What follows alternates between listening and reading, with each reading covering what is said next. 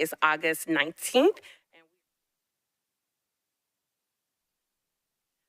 We do detect a quorum with, I believe, 10 members present.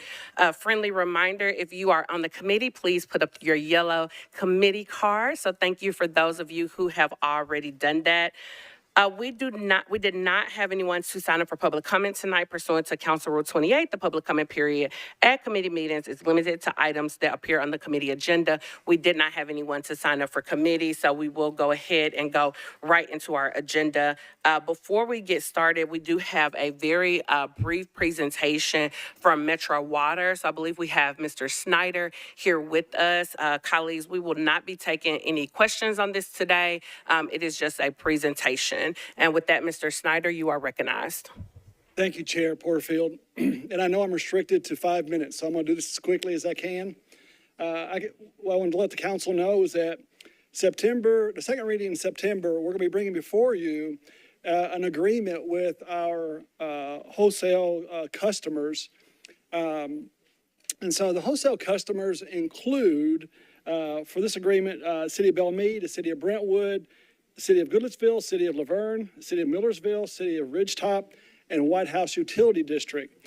And just a little background about these agreements. They go back to this arrangement or this cooperative goes back to the mid-'70s.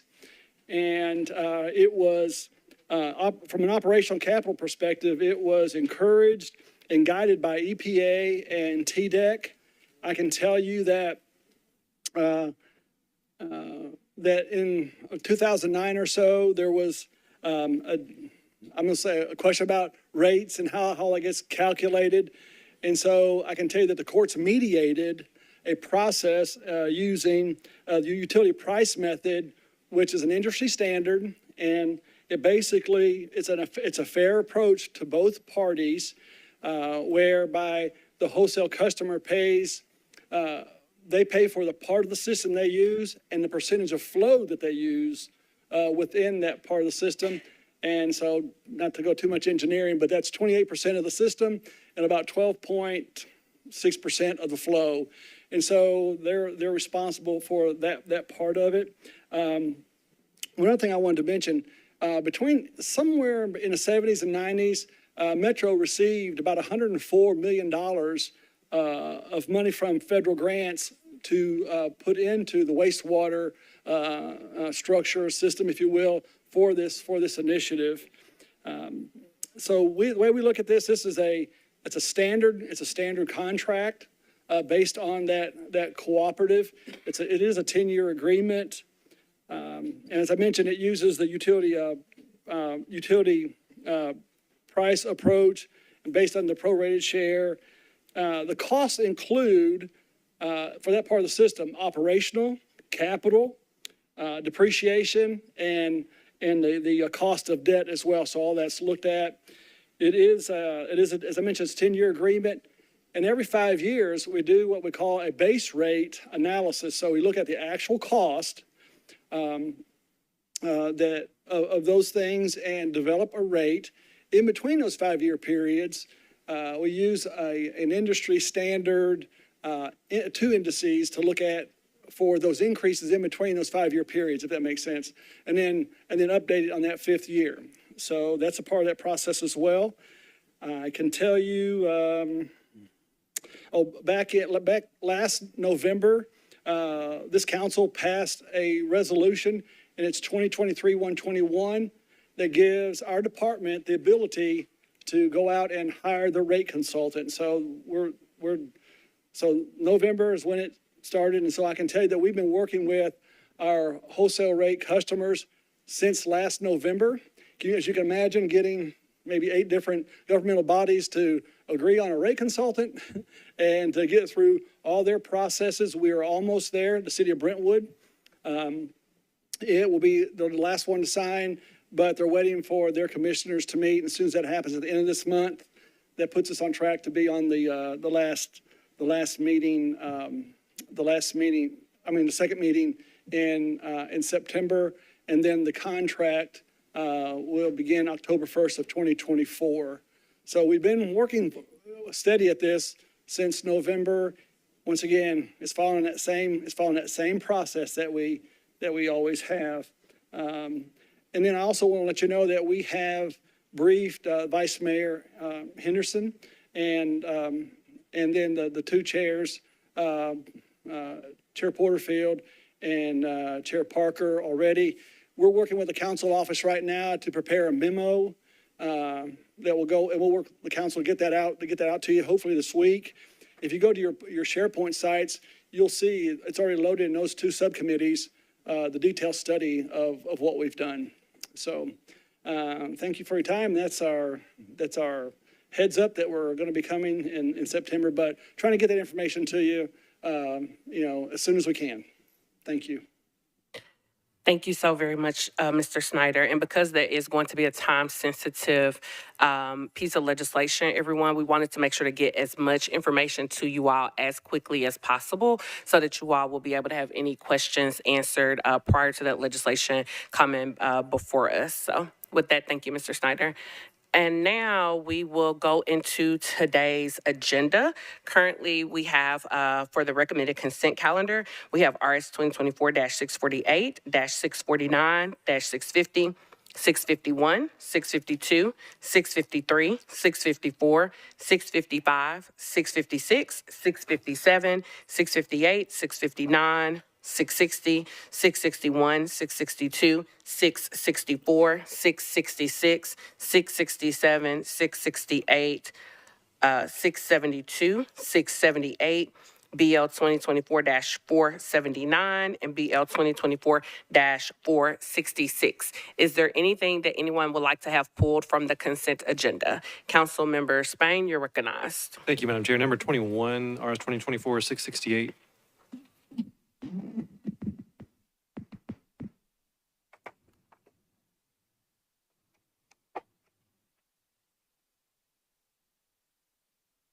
All right, RS 2024-668 has been pulled from consent. Thank you for flagging that. Councilmember Allen, you're recognized.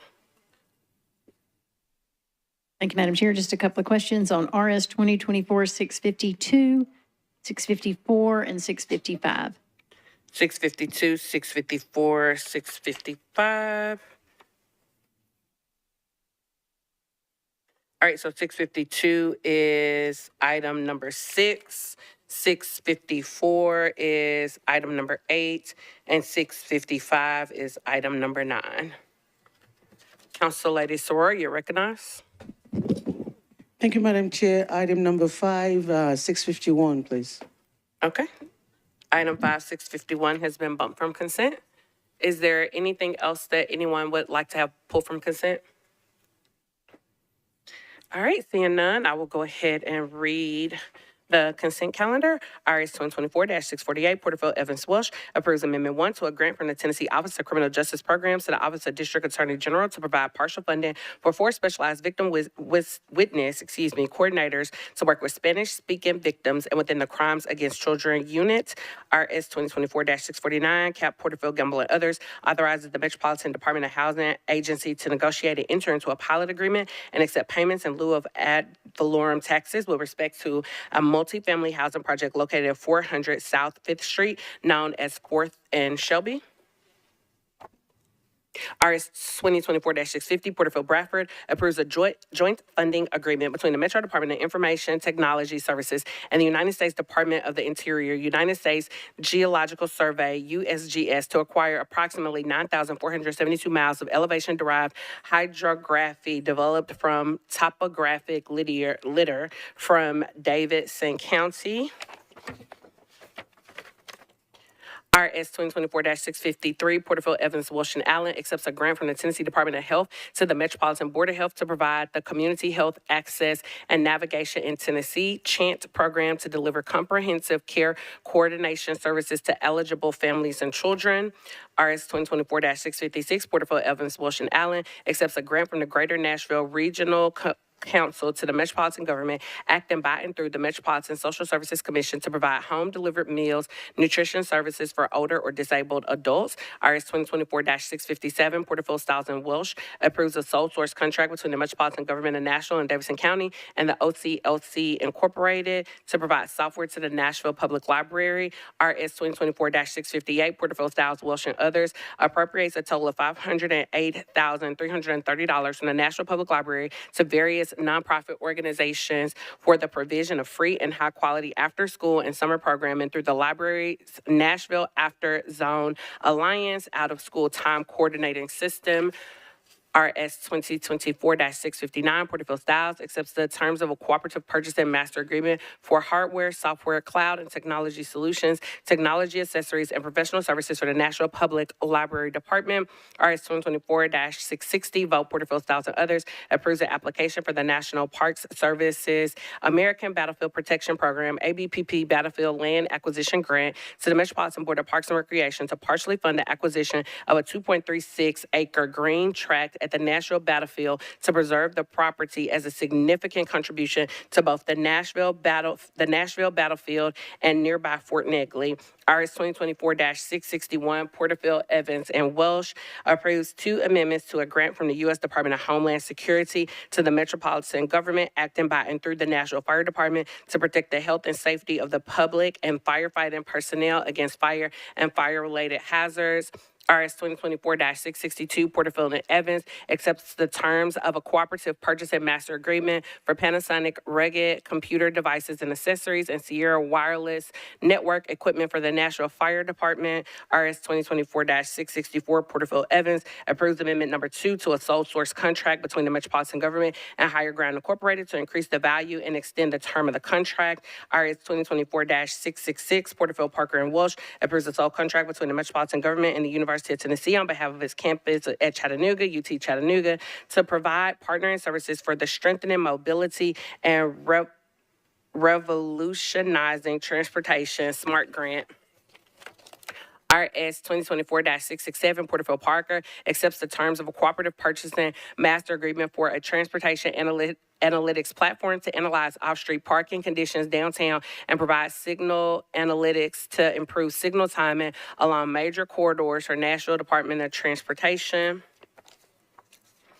RS 2024-672, Hancock, Gamble, and Parker authorizes the Director of Public Property or his designee to exercise an option agreement for the purchase of two flood-prone properties located at 204 Hickory Street and Hickory Street unnumbered for Metro Water Services.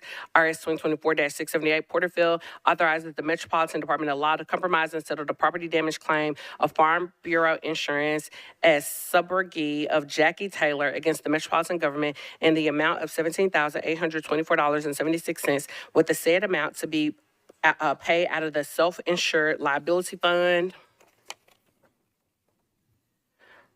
BL 2024-479, Porterfield, Styles, Ewing, and others approves an agreement between the Metropolitan Government of Nashville and Davidson County, acting by and through the Department of Parks and Recreations and RCX Sports LLC to allow parks to participate in the youth basketball program known as Junior NBA.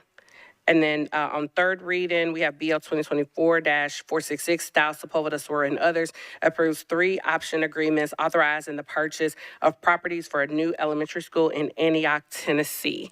Is there anything else that anyone would like to see bumped from the consent agenda? Seeing none, can I get a motion? Is there a second? It's been moved and properly seconded. All those in favor say aye. All those opposed, nay. Any abstentions or anyone not voting? Motion carries.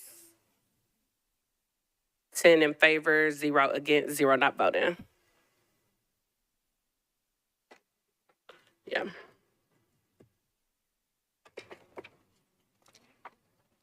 All right, so the first item that's not on the consent, my apologies, 11 in favor, 0 against, and 0 not voting. The first item that is not on the consent agenda is agenda item number 1, RS 2024-647, Porterfield Welsh accepts terms of a cooperative purchasing master agreement for computer kiosks with voter registration software and software support for the Davidson County Election Commission. Can I get a motion? It has been moved and properly seconded. Is there any discussion? Seeing none, all those in favor say aye. Any opposed, nay. Any abstentions or anyone not voting? Motion carries 11 in favor, 0 against, 0 not voting. The next item that's not on consent is RS 2024-651, agenda item number 5. Porterville, Evans, and Welsh accepts a viral hepatitis program services grant from the Tennessee Department of Health to the Metropolitan Board of Health to implement and coordinate activities and services related to the prevention, testing, diagnosis, surveillance, and linkage to treatment and other support services for individuals infected with viral hepatitis. Can I get a motion? Is there a second? It has been moved and properly seconded. Any discussion? Councilor Soror, you're recognized. Thank you, Chair. I'm in support of the grant. I signed my name to it, but I do have a clarification question, and it's with regards to the terms of the grant, the period of performance, as well as the amount. So in looking at the details analysis, it appears as if this grant starts July 2023. And it's for 200,000, but only 100,000 is for year 24-25. So I guess my question is, are we getting the full 200,000? Are we just getting 100,000? Did we start 2023? Are we approving the grant from 23, or are we approving the renewal from 24? Thank you, Councilor Soror. If you could introduce yourself, Mr. Sharp, you're recognized. Madam Chairman, I'm Tom Sharp from the Health Department. So, Councilor Soror, I'm looking, this is for FY24, which is about to end, right? So then it'll be for FY25. It is 2 years, and I'm not sure if we're sort of retroactively getting paid for what we've done up through 24, or if this is a renewal. I'm sorry, I don't know the answer to that question, but this is something we've had in place for a long time. And sometimes these things get a little out of whack like that, but I'm not sure I know exactly the answer to your question. Thank you. We will recognize the administration. Hi there, Amanda Deaton-Moyer with the Department of Finance. I believe it's the federal budget you're referring to, not the fiscal year, not the city's fiscal year for the last 2 months in the fiscal year before October. Well, these would appear to be full annual amounts for it's listed as FY24 and FY25. Right, but as you referenced, you just said two months left. I think you're referring to the federal fiscal year because we've just started the FY20 fiscal year. That should help with that timeline. So, Councilor Soror. so when I look at the grant document, it starts July 23. So which is the 24. And then a part of it is from July 24, which is the FY25. And it's 103 for each year. So my question is, are we just getting the one that starts in July 24, which is the 103? Or are we allowed to go back retroactively and get the FY24? So it's the cumulative that we're getting, which is the 200. I have to refer to the health department for that. Yeah. And I'm not really sure. I suspect they've already paid us most of that FY24 money, and we'll get 106,800 for FY25. Okay, Councilor Evans, you're recognized. Thank you. I'm kind of just curious if there was any connection to this process with just the length of time it takes to sign grant agreements and contracts and that kind of thing. As you know, we generally have a boatload of these things that come through in May and June because they all start July 1. Sometimes they do get a little out of whack, honestly. I guess I just want to highlight, I mean, that's probably something we should explore is the length of time. And I have a personal experience with that with a contract that I'm involved with, is how much time it is taking to get things signed and what the impact looks like for timing and payments and those kinds of things. Thank you, Councilmember Evans. Councilor Soror, you're recognized. Yeah, that is the point of the question, but we wouldn't know whether we're late unless we know whether our grant starts from July 23 or whether it starts from July 24. And I think I would still want the department to clarify that question, whether we're approving from July 23 or whether we're just getting the continuation grant, which will start from July 24. And so if we're doing July 24, my question to you is, did we lose the money on the 23? And if we're starting from 23, then goes the question, why are we just approving 23 now? And so that clarification will be important for us to decide or to know what the next step is. And I will appreciate if you can send that to the council office. I will find out. Thank you. Thank you, Council Lady Sroor. Are there any other questions or any additional motions that anyone may want to make? Okay, seeing none, the motion that is on the floor is for approval. All those in favor say aye. Any opposed, nay. Any abstentions or anyone not voting? Motion carries 11 in favor, 0 against, 0 not voting. And Mr. Sharp, if you could, when you get that information, if you could send that to Director Darby, and we will make sure that it goes through the Budget Committee and any other council members that want that information. So thank you. And Council Lady Evans, we will also look into that, the overarching issue of the time that is taken for grants. So I made a note of that. The next item is RS 2024-652, Porterfield, Evans, Welsh, and Allen accepts a grant from the Tennessee Department of Health to the Metropolitan Board of Health to achieve sustained control and enhanced prevention to eventually eliminate tuberculosis as a public health threat in Tennessee. Can I get a motion? Is there a second? It's been moved and properly seconded. Council Lady Allen, you're recognized. Thank you, Madam Chair. I just had a question about what the methodology of sustaining control and enhancing prevention and eliminating tuberculosis is, because that's a great thing to do. How are we going to do it? Thank you, Council Lady Allen. Mr. Sharp, we haven't seen you in a long time, but you're recognized. As far as I know, I still work at the health department.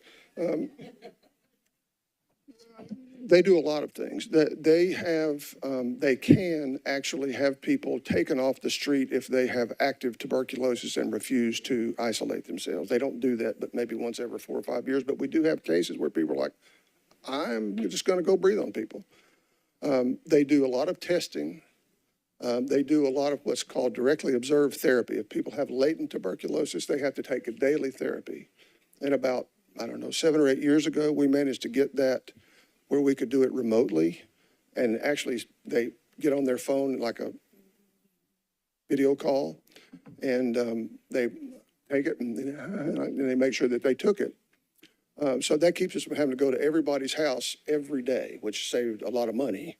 And let's see, what else? I said testing. They do treatment. And they try to make sure that people with active TB, which is relatively rare, thank goodness, the latent TB is much more prevalent, that they try to make sure that they are isolated for the course of their treatment, which I believe it's at least a month. Thank you, Mr. Sharp. Do we have any additional questions, comments, concerns? Seeing none, all those in favor say aye. Aye. Any opposed, nay. Any abstentions or anyone not voting? Motion carries 11 in favor, 0 against, 0 not voting. The next item that was not on consent is RS 2024-654, Porterfield, Evans, and Welsh approves an application for an Air Pollution 105 grant from the U.S. Environmental Protection Agency to the Metropolitan Board of Health for the ongoing collection of data on ambient air concentrations for fine particulate matter in Nashville. Can I get a motion? Is there a second? It's been moved and properly seconded.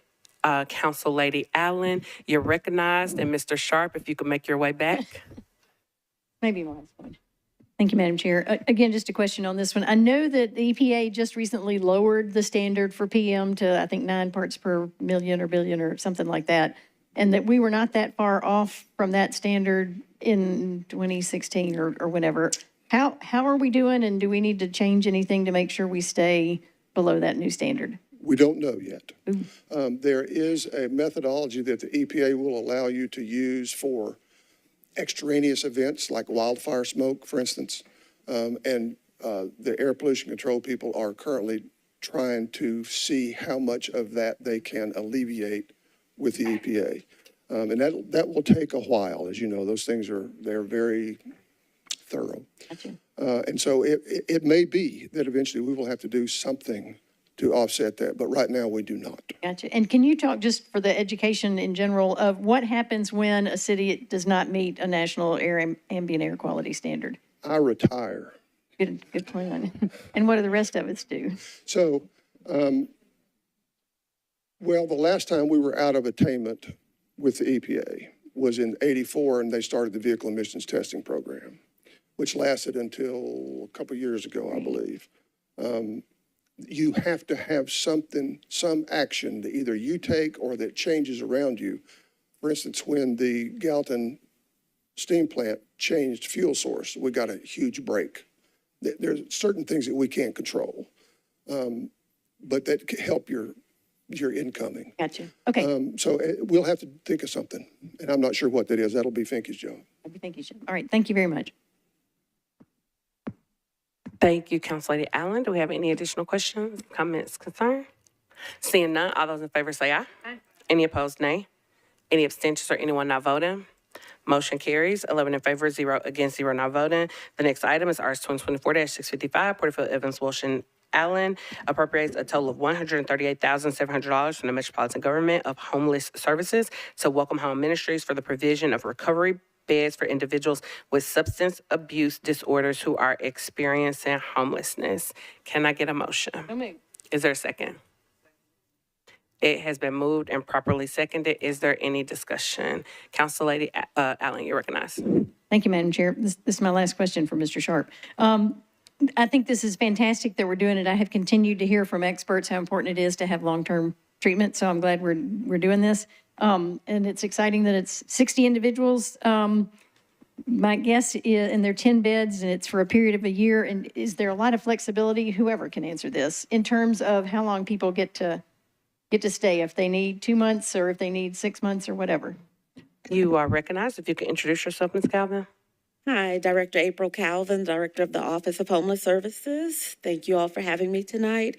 That's a great question. This is a long-term program, so for the initial 0 to 90 days is really more of interim detox and then helping them move through their program. I think their program is actually a year. They initially reached out to us wanting more long-term services for the permanent supportive housing piece, and I realized in order for them to receive referrals from us, they would need to go through the coordinated entry process. So we agreed to connect with them on the entry level so that people that's experiencing homelessness early on can move into those units. Thank you. Do we have any other questions for Director Calvin? I have one, Director Calvin. Do they report any data to Metro with regards? Can you speak to that piece, like the data that's being reported back to us? Yes, they are current providers that are connected to our continuum of care. They also utilize our HMIS, Homeless Management Information System, and that's where they will receive their referrals as well. So we'll have a lot of data on the people that were served in this program. And it's on a per diem, so they are reimbursed on a per diem based on the people that we refer to them, not on their overall population. Okay, thank you. Any other questions? Seeing none, all those in favor say aye. Any opposed, nay. Any abstentions or anyone not voting? Motion carries, 11 in favor, 0 against, 0 not voting. The next item is RS 2024-663, Porterfield Evans approves a sole source contract between the Metropolitan Government and the NEC Corporation of America to provide automated fingerprint identification system, AFIS, upgrade, support, and maintenance for the Metropolitan Nashville Police Department. Can I get a motion? Is there a second? It's been moved and properly seconded. Do we have any questions, any discussion? Seeing none, all those in favor say aye. All those opposed, nay. Any abstentions, anyone not voting? Motion carries, 11 in favor, 0 against, 0 not voting. The next item we have is RS 2024-668, Coopin, Gamble, and Parker approves a participation agreement between NDOT and CBR 300 2nd Avenue LLC, CB Ragland, for reconstruction of a sidewalk located at and between the intersections of 2nd Avenue South and Korean Veterans Boulevard and 2nd Avenue South and Malloy Street. Can I get a motion? Is there a second? It has been moved and properly seconded. Councilmember Coopin, would you like to be recognized? Thank you, Chair. I just want to give some context on this. It is a housekeeping change, nothing substantive in the change, just a couple typographical fixes. So would appreciate the committee's support. Thank you. Would someone like to move the substitute? Is there a second? It's been moved and properly seconded. Any discussion on the substitute? Seeing none, all those in favor say aye. Those opposed, nay. Any abstentions or anyone not voting? Okay, the substitute has been added to the bill, and now the bill as substituted. Can I get a motion? Is there a second? It's been moved and properly seconded. Is there any discussion on the bill as substituted? Seeing none, all those in favor say aye. All those opposed, nay. Any abstentions or anyone not voting? Motion carries 11 in favor, 0 against, 0 not voting. RS 2024-671, Porterfield Parker approves 2 amendments to 2 agreements between the Metropolitan Government of and the State of Tennessee Department of Environment and Conservation concerning maintenance of closed solid waste disposal facilities. Can I get a motion? Is there a second? It's been moved and properly seconded. Is there any discussion? Seeing none, all those in favor say aye. Any opposed, nay. Any abstentions or anyone not voting? Motion carries 11 in favor, 0 against, 0 not voting. Bills on second reading, BL 2024-468, Porterfield amends the Metropolitan Code of Laws 2.24.250. Can I get a motion? Is there a second? Thank you so much. We will, there is a substitute out there. Can I get a motion on the substitute? Is there a second? It has been moved and properly seconded, and I'm going to go to Ms. Zeitlin to explain the substitute. So the main purpose of the substitute is to add a reference to 224-240I, which is where the current public hearing provisions live, and it just makes a few changes to that process to make it a little bit more consistent with how we notice other public hearings, like giving the responsibility to the clerk instead of the planning department, and then also makes other housekeeping changes. It deletes an erroneous citation, and then it adds a reference to the new section that's being added just for clarity. Thank you so very much, Ms. Zeitlin. Councilmember Allen, you're recognized. Thank you, Madam Chair. This one is, I mean, I appreciate all the changes that we're making, and I think it's great that we're doing the public hearing, but this is sitting in a section that's called disposition of public property. And this is not about selling public property, it's about buying property. That's section 2.24240. And this is currently sitting in 2.24250. So my question is, I know it will take a little bit more time to make sure other references to that are not misdirected, but is there a time crunch that we need to do this now, or can we take the time to do this and fix that as well? I mean, if I were looking on how do I buy property to put a school on, I would not look under disposition of public property. I'm going to turn that over to Ms. Zeitlin. So just looking to the admin table, because this is a piece of administration legislation, it looks like there is not a time crunch on this. So there could be a deferral, and we can work to kind of make that clarification. Any problem with that? It just seems like in the long run, that would make so much more, because I think it's kind of always been in the wrong section, and that's not necessarily a good reason to keep it there. So I would ask for how much time would people like to be able to, one meeting deferral? Is there a second? It's been moved and properly seconded. Any discussion on the 1 meeting deferral? All right, seeing none, all those in favor say aye. Aye. Those opposed, nay. Any abstentions or anyone not voting? 1 meeting deferral passes with 11 in favor, 0 against, 0 not voting. The next item is BL 476 Porterfield amends Chapter 2.112 of the Metropolitan Code of Laws regarding the membership of the Metropolitan National Arts Commission and the process of approving the criteria for awarding funds. Can I get a motion? Is there a second? It has been moved and properly seconded. I will be requesting a 1 meeting deferral for this legislation. I am calling a specially called meeting to discuss, for the committee to discuss and clarify the level of accountability that we're desiring as a Budget and Finance Committee when allocating funds to various entities. There have been concerns among members regarding the oversight of fund distribution. My goal for this meeting is to foster constructive conversation on finding the right balance between ensuring responsible oversight of taxpayer dollars and honoring the autonomy of agencies that are outside of the council. So I am in the process of getting that meeting scheduled now, and I would love a 1 meeting deferral so that we have time to have that conversation prior to moving forward with this legislation. So with that, can I get a motion? Is there a second? It has been moved and properly seconded. Any discussion on the deferral? Seeing none, all those in favor say aye. Aye. Any opposed, nay. Any abstentions or anyone not voting? One meeting deferral carries, 11 in favor, 0 against, 0 not voting.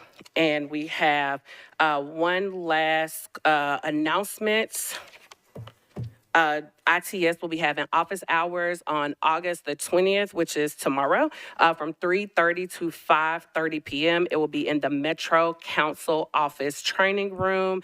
We did receive an email about this, everyone. So they do have a variety of services that will be offered. So if you need any help with your Outlook, your email, Google Chrome, Hub, things of that nature, you can drop in anytime tomorrow between 3:30 and 5:30 to get that support from ITS. If you're not available during that time, you can also reach out to the council office and they will help set you up an appointment with ITS. And with that, meeting is adjourned.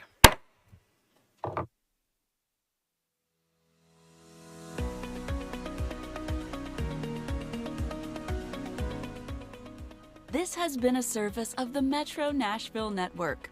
If you would like to see this presentation again, or for more information on this and other programs, visit nashville.gov.